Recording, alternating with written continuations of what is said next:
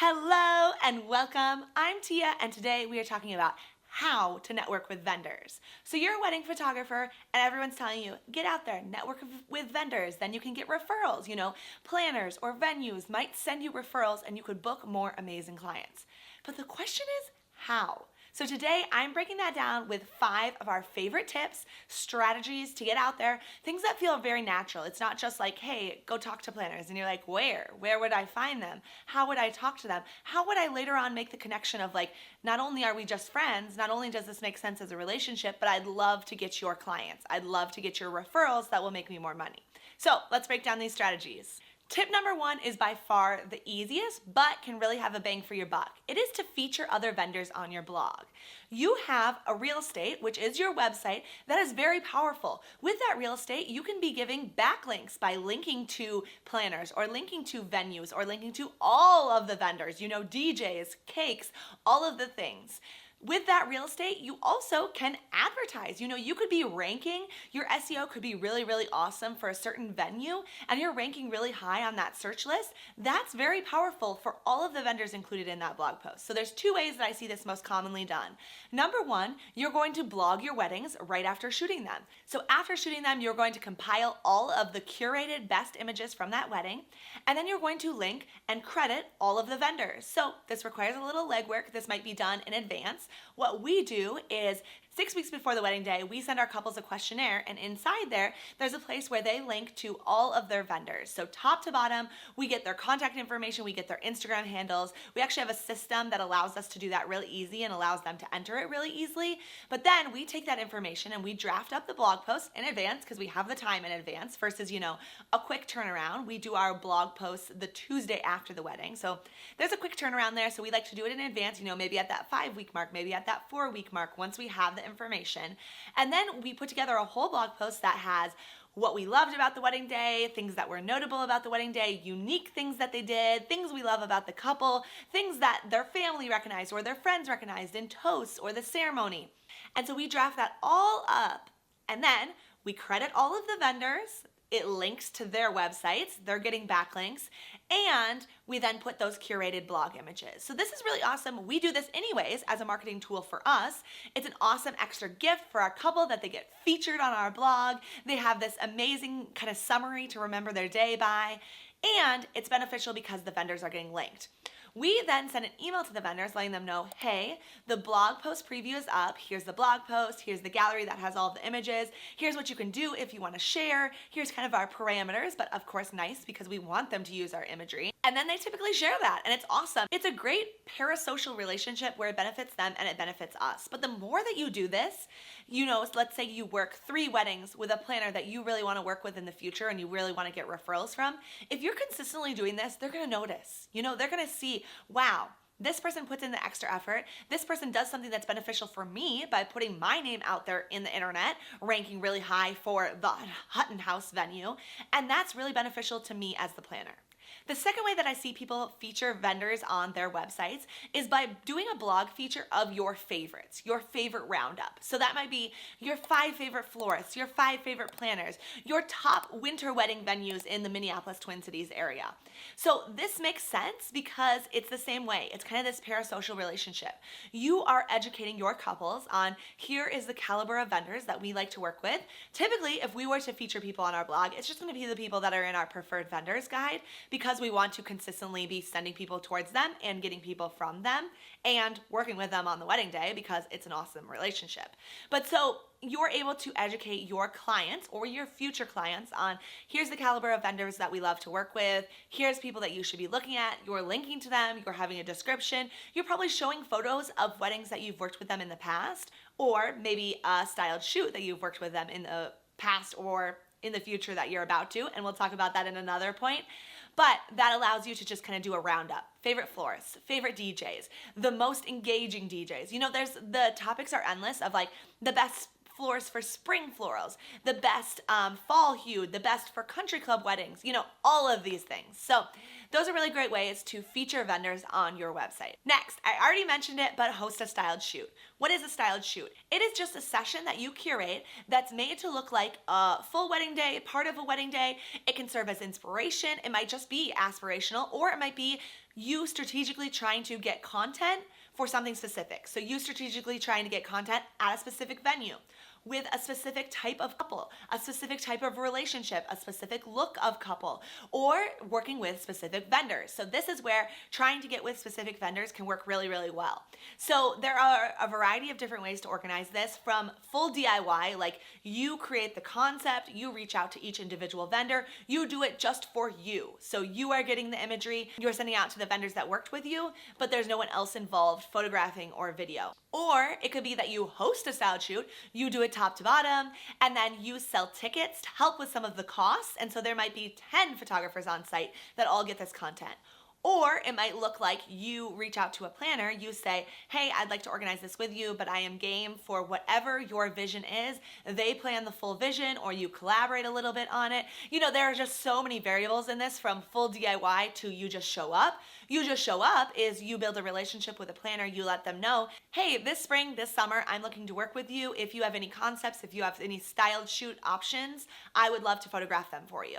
Just so that you get on their radar. They organize the whole thing, you just show up on the day. You have less control, obviously. This might not be something that is perfect for your portfolio, but you're getting that relationship building with that planner. So full DIY all the way to that. There's a lot of things in the spectrum in between there. If you have any questions about this, let us know. Drop comments down below. We've basically done every variation between there in different seasons of our business, and there's different benefits to different ways that you approach that. And so I'd be happy to chat through those, maybe even make a video for you, full on like how to organize your first styled shoot. Let me know. Number 3, photograph vendors. You hold the power where you are just donating your time to photograph, unless you're a film photographer and then there is a cost associated.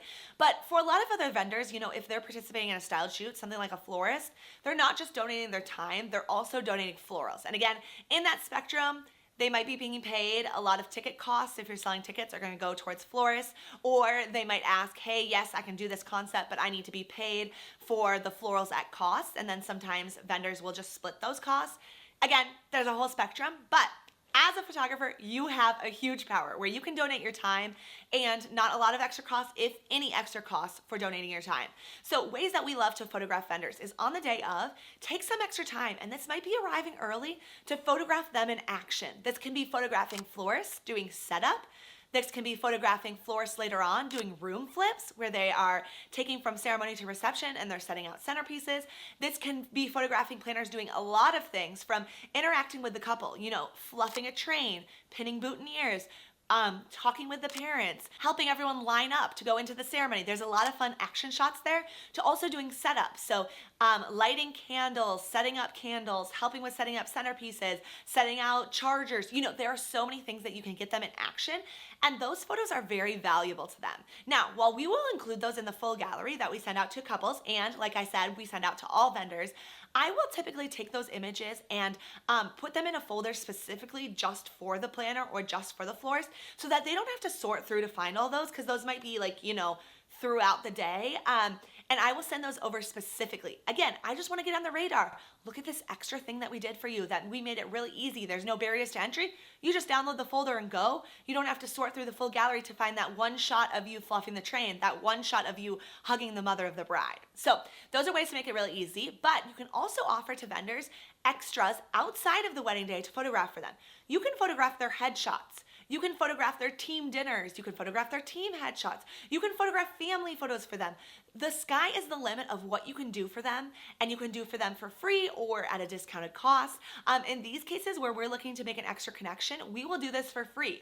We have a whole video on when it makes sense to shoot for free, and kind of evaluating that threshold and evaluating it kind of in a flowchart style. I'll pop that up above, but in these cases, if I have a planner that I really want to work with, you know, they're going to be able to throw us a $6,000 wedding. It makes sense for me to do their family photos for $300 at a mini session. What would be worth $300 at a mini session? For free. $300 for a return on $6,000? That's a no-brainer to me. So there are a lot of ways that you can photograph vendors for free.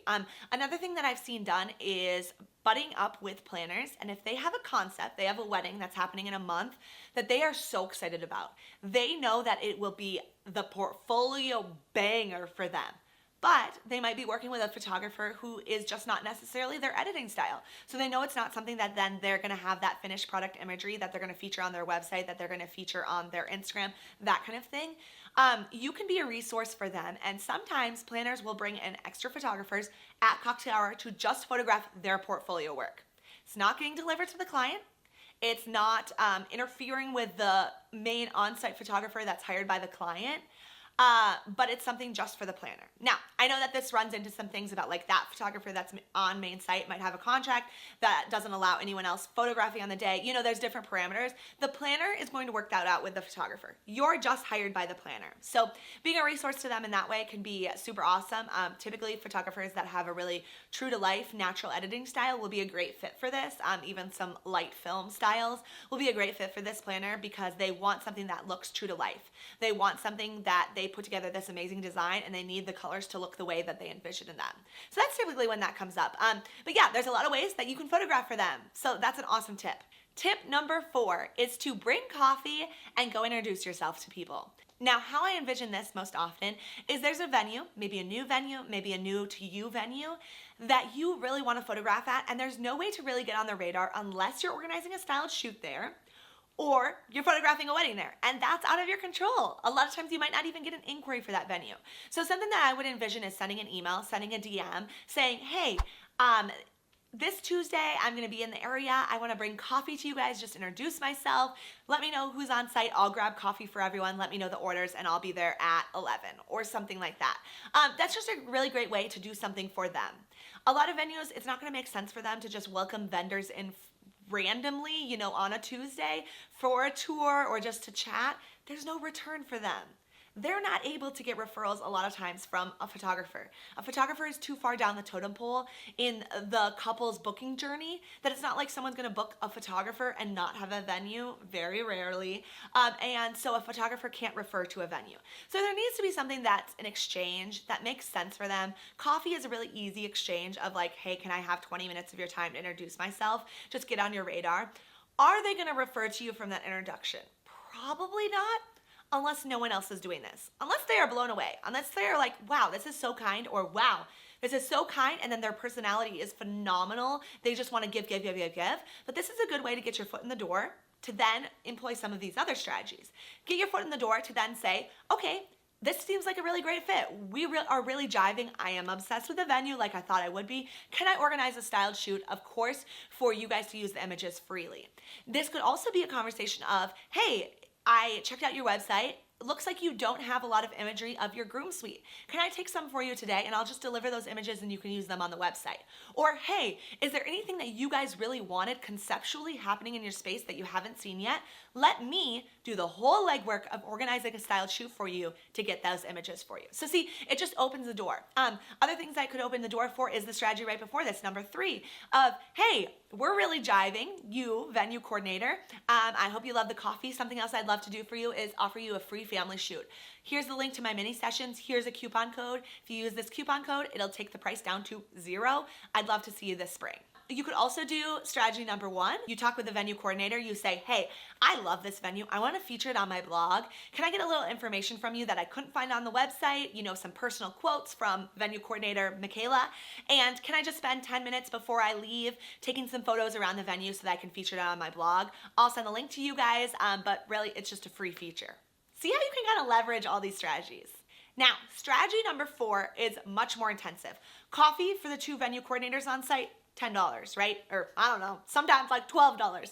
But something that is much more intensive is for a venue that you are obsessed with, you have not had any inquiries from, or you've had some, you've gotten some work there, and you want to work there much more. You want to get on their preferred vendor list. What's a preferred vendor list? That's just the actual list where venues or planners are sending people directly to. So I have a full video on this about how to get on preferred vendor lists. It has some of these strategies, but it's kind of like the take it to the next level strategies. So I'll link that up above so that you can just head over there and explore that whole video. But this is a strategy that is taking it to the next level, and it is doing something like making a full album for a venue or for a planner. So let's say I go in, I have this amazing wedding at Hutton House. I have had a couple weddings there, but I want to work there tons. I want to get on their preferred vendor list. Or I am on their preferred vendor list, but I'm not seeing that many inquiries. How can I get more? How can I have them talking about me in consults or in tours? So I would then print an entire album of that wedding. Again, big price point. You know, you're looking at like $200, maybe $300, depending on choices.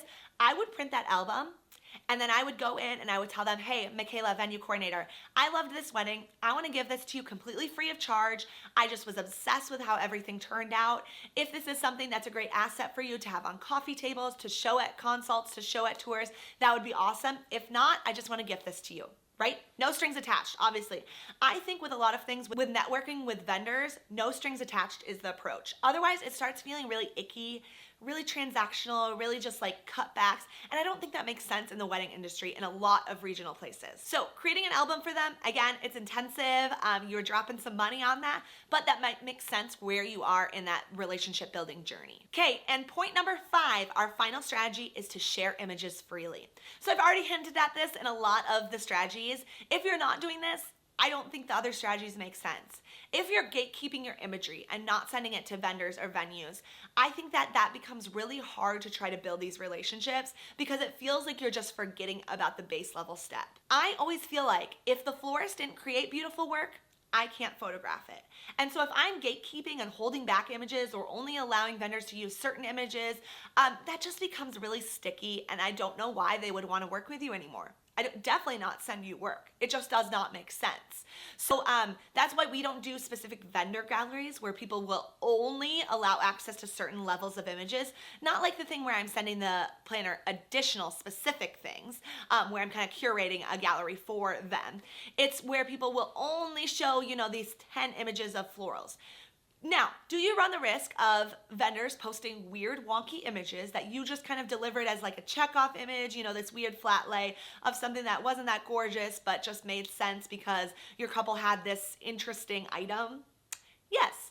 And vendors will post those. And it's not that great. But the fear of like, oh my gosh, someone's going to find this on the caterer's webpage and then they're going to not hire me. They weren't hiring you anyways. You know what I mean? They didn't know about you prior to that. They see this image and they're turned off by it. Okay, fine. Moving on. But I'm not going to not allow vendors access to images just because of the risk of that. That just does not make sense. So share images freely. If we want to get into the discussion of this more, sure. But I'm going to say it's a red flag if you're not sharing images. It just makes sense to share them and share them freely. The potential is, similar to the backlinks on the blog, is that the planner is posting your gallery every week. And the more front of mind you are with their clients, the more likely that they're gonna hire you. Or they're posting theirs on the website. They have it in their portfolio. They create a blog with it. They create a blog feature. If you don't give them access to that though, they're not doing any of those things. They're not sending any of that traffic back to you because they literally do not have the tools. You are gatekeeping and you have that power as a photographer. So sharing images freely is so important. Okay, I hope you love these strategies. There's some fun ones in there. Let me know which ones you're exploring, which ones you've done before. We've dipped our toes in all of these and doing these kind of in different ways. And again, like I was saying, in different seasons of our business. And so I'd love to chat about them. Drop a comment down below. And until next time, bye.